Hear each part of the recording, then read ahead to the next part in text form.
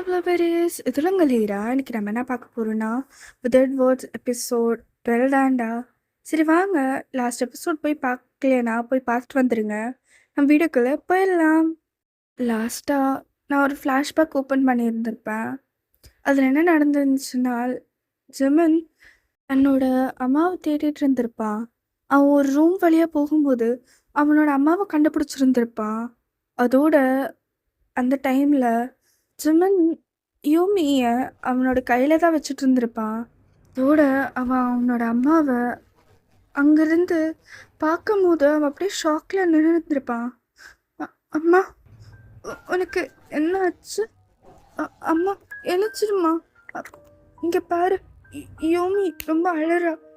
அம்மா என்ன பண்றதுன்னு தெரியலம்மா. அம்மா அம்மா நீ எப்பவுமே இப்படி இருக்க மாட்டியம்மா, என்ன ஆச்சு? அம்மா எழுச்சிருமா அப்படின்னு சொல்லிட்டு அவன் அவனோட முட்டி மேலே உட்காந்துட்டு அப்படியே அவங்க அம்மாவை தட்டும் போது அவங்க அம்மாவும் எந்த ரெஸ்பான்ஸுமே இல்லை. உன்னோட சைட்லேருந்து பிளட் ஃப்ளோ ஆகிட்டே இருக்கு. அவங்க அப்பா அங்கே மயக்க போட்டு அப்படியே விழுந்திருப்பாரு. அதோட அவன் அன்னைக்கு அவங்க அப்பா கிட்ட போய் ஓடி போயிருந்திருப்பான். அப்பா அப்பா எழுச்சிடுங்கப்பா, அப்பா அம்மா அம்மாக்கு எதுவும் ஆயிடுச்சுப்பா அப்பா அப்படின்னு சொல்லிட்டு தட்டி எழுப்பும்போது அப்போ அவர் போ அவகிட்டே போ அப்படின்னு சொல்லிட்டு அவர் திருப்பியும் தூங்க ஆரம்பிச்சிடுறாரு. இணைஞ்சிட்டாரு, ஆனால் திருப்பியும் தூங்க ஆரம்பிச்சிட்டாரு. அதோட ஜெமினிக்கு என்ன பண்ணுறதுன்னே தெரியல. அப்படியே யூமியை பிடிச்சிட்டு இருக்கும்போது அவருக்கு ஃபீல் ஆகுது யூமிக்கு ஹை ஃபீவர் இருக்குது. அம்மா வேறு ஏதோ ஏதோ மெடிசன் சொன்னாங்களே, ஐயோ பேர் டாக்டர் ப்ரிஸ்கிரிப்ஷன், ஆனால் அது எங்கே இருக்கு அப்படின்னு சொல்லிட்டு யூமிய அந்த பெட்டு மேலே வச்சுட்டு அவன் போய் ப்ரிஸ்கிரிப்ஷனை தேடுறான்.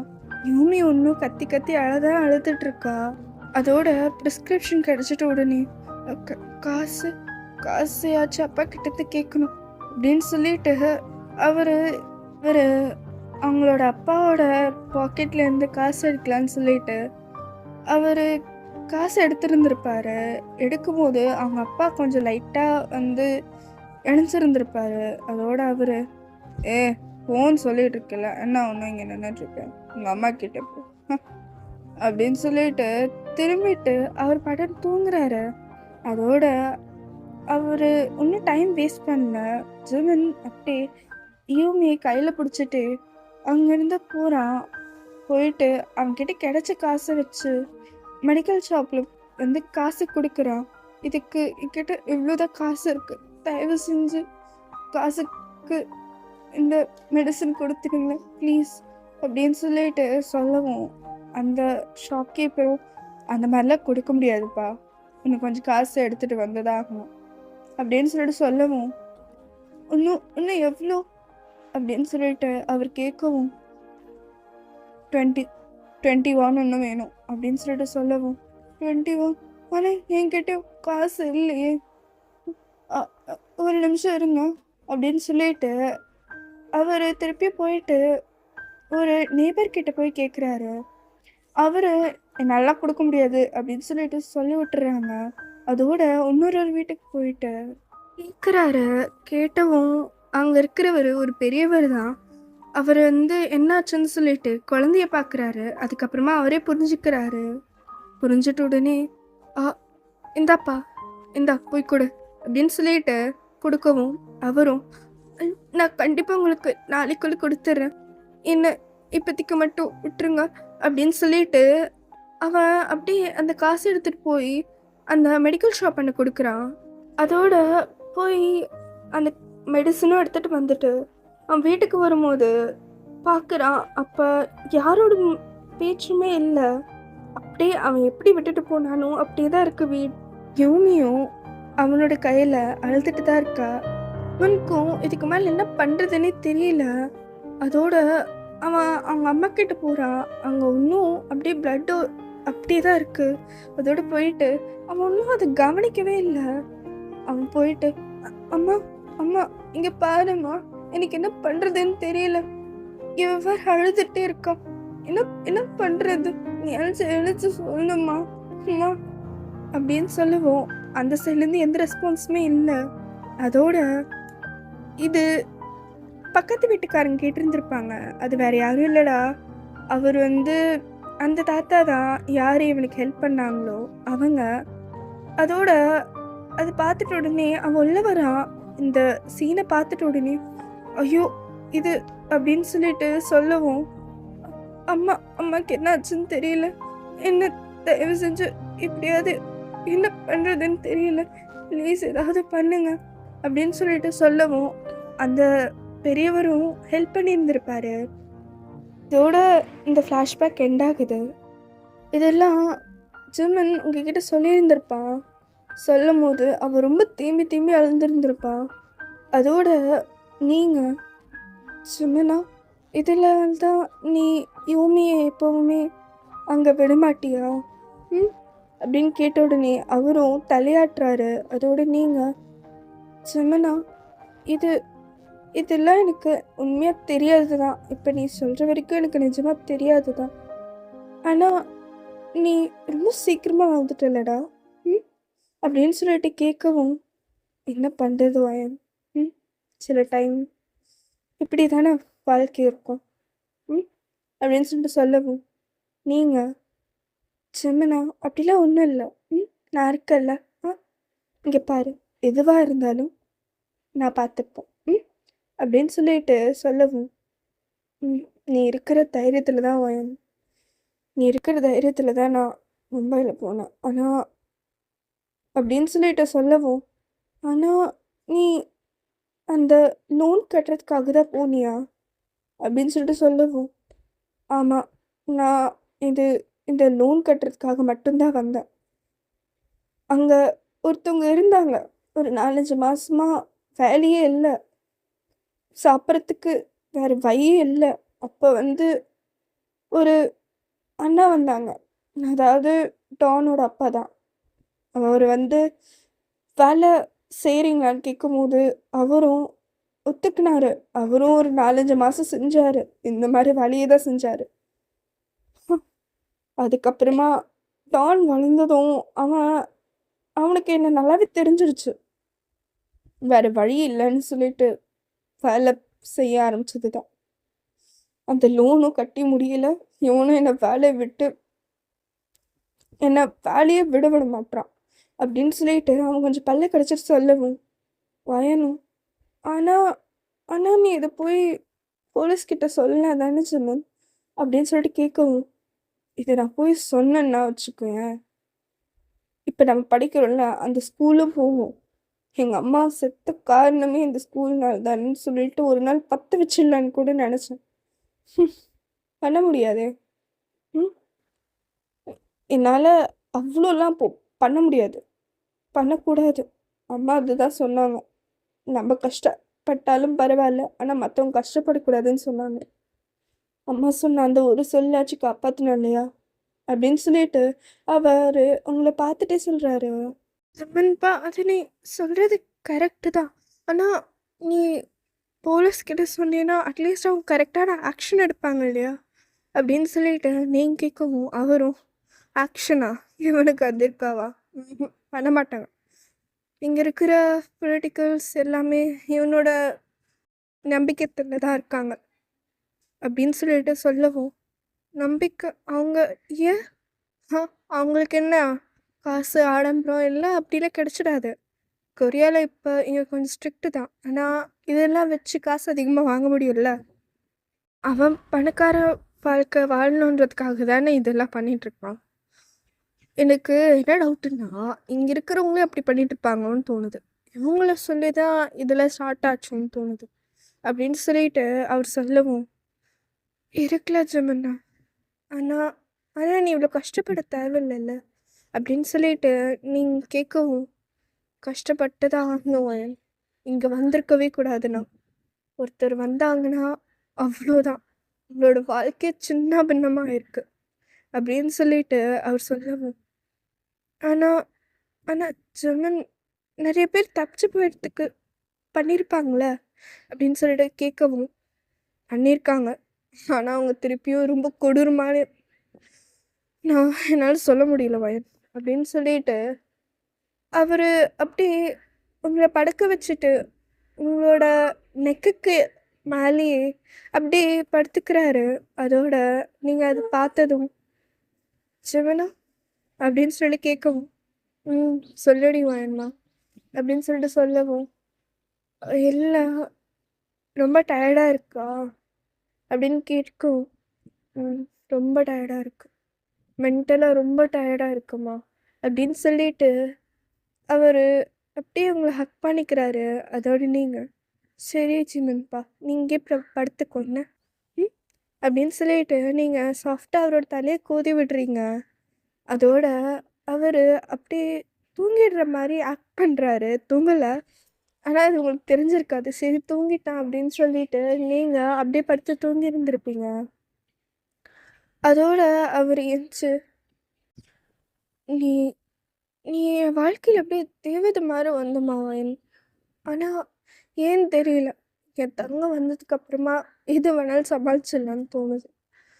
ம். இப்ப நான் மட்டும் போலேன்னா அவ்வளோதான். டான் கண்டிப்பா ஏதாவது பண்றதுக்கு ட்ரை பண்ணுவான். நான் போய் தான் ஆகணும்." அப்படின்னு சொல்லிட்டு அவரு அங்கருந்து போயிடுறாரு. அதோட டான் கிட்ட போனதும், அவன் சில வேலைலாம் சொல்றான். அதோட ஜிம்மனும், "இதெல்லாம் செய்ய நாளைக்குள்ள எப்படியாவது முடிச்சிடுவேன்." அப்படின்னு சொல்லிட்டு சொல்லவும், "அப்ப மறுநாள் காலையிலக்கெல்லாம் நீங்க ஸ்கூல் போலாம்." அப்படின்னு சொல்லிட்டு அவர் சொல்லவும், "ஆ கண்டிப்பா தேங்க் யூ." அப்படின்னு சொல்லிட்டு அவர் வர்றாரு. அப்படியே அவரு உங்க பக்கமா வராம, அவரு அப்படியே சௌரமா உட்காந்துக்கிறாரு வெளியிலேயே. "அயன், எனக்கு ஒன்றும் நம்பிக்கை இல்ல. டான் டான் வந்தாலும் வருவான்." அப்படின்னு சொல்லிட்டு அதோட ஜிம்மனும் அப்படியே வெளியிலே உட்காந்து படுத்து தூங்கி இருந்திருப்பான்.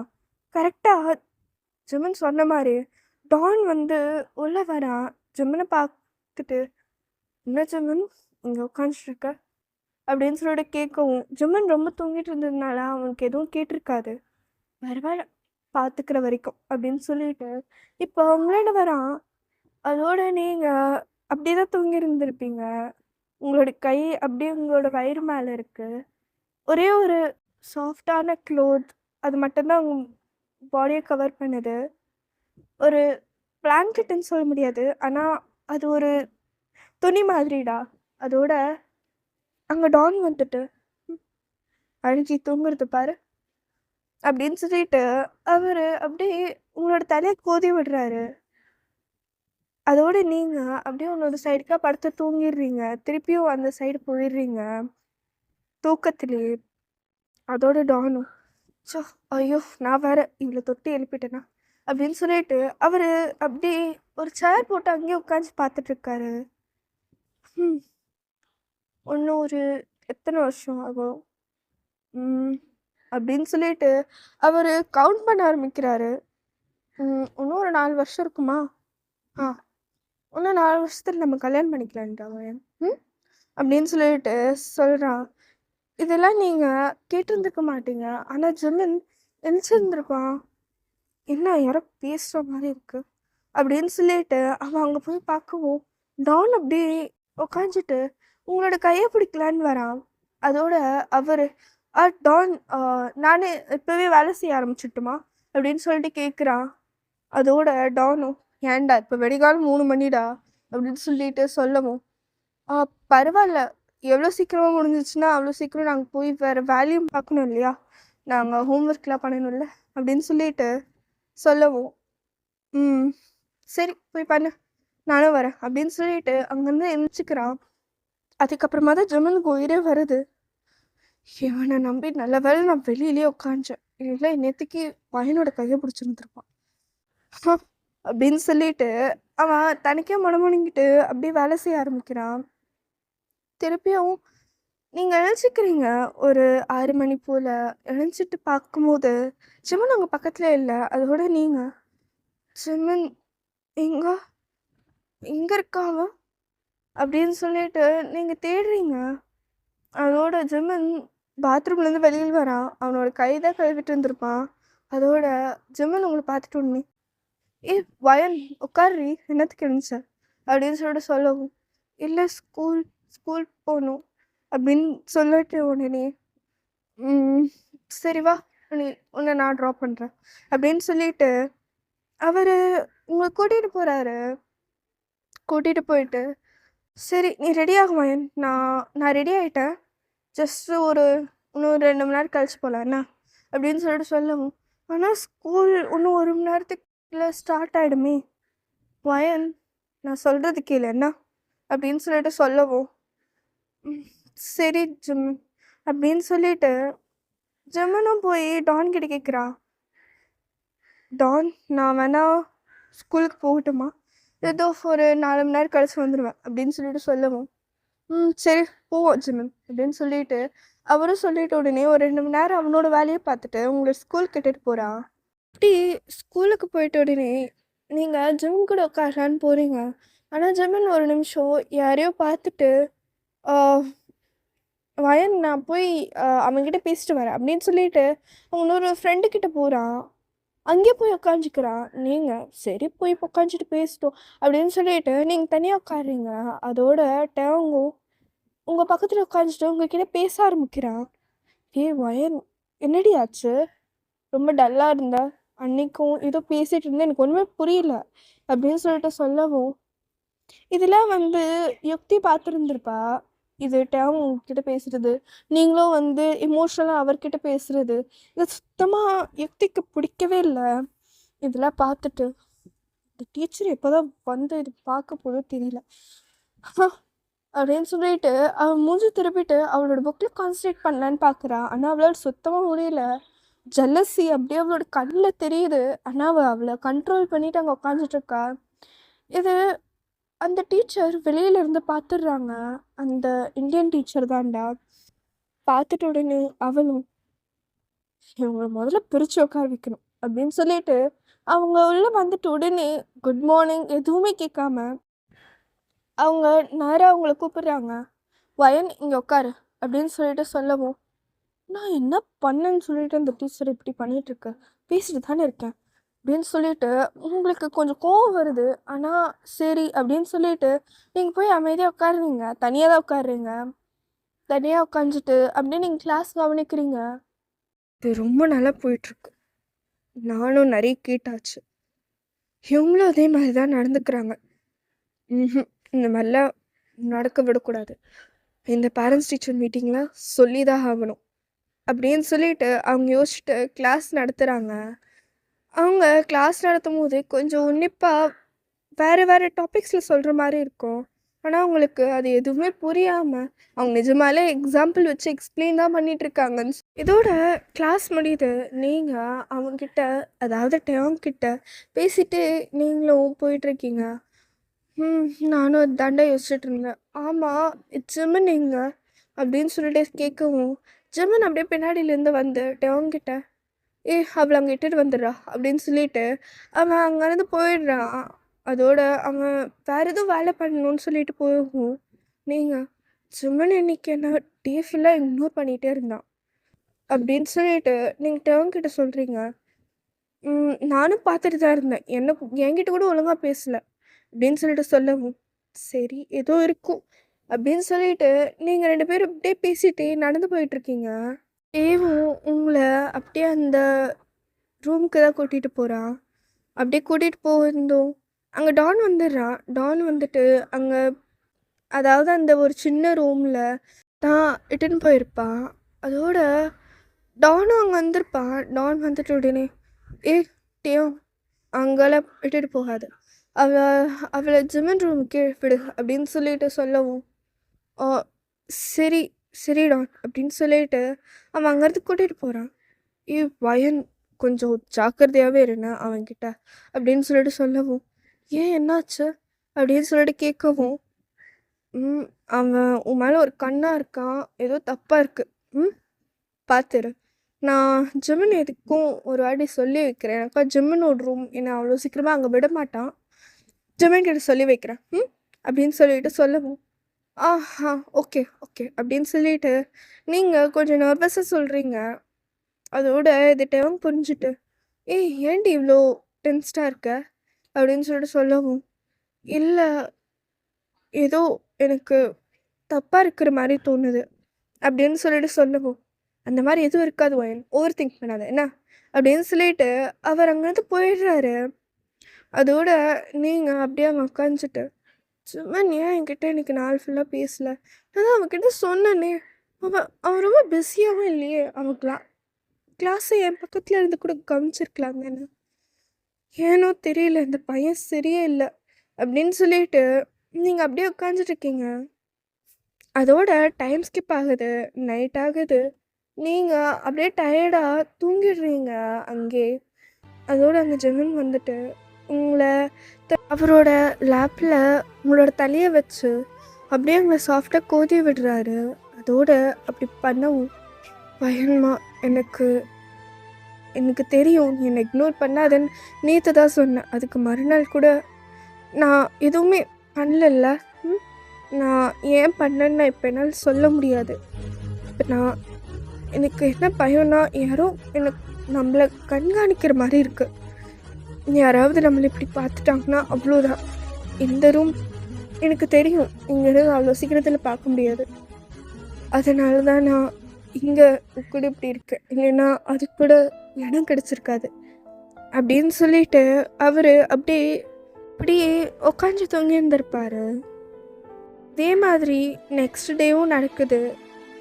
அதோட டீச்சரும் அனௌன்ஸ் பண்ணுறாங்க, மறுநாள் தான் வந்து பேரண்ட்ஸ் டீச்சர் மீட்டிங்குன்னு சொல்லிட்டு. சரி டபிள்யூபெரிஸ், இதோடு நான் இந்த எபிசோடு முடிச்சுக்கிறேன். நெக்ஸ்ட் எபிசோட் சீக்கிரமாக வரும்னு நினைக்கிறேன். நீ எப்பவுமே என் கூட இருப்பல்ல? என்னை பார்த்தா அப்படி சொல்லிட்ட? அப்போ சொன்னதும் தான் இப்போவும் சொல்லிட்டு இருக்கேன். நான் உன்னை பார்த்து எத்தனை வாட்டி ஐ லவ் யூ சொன்னாலும் போதாது. மெசேஜில் ஐ எம் கம்மிங் ஃபார் யூன்னு போட்டா போச்சு.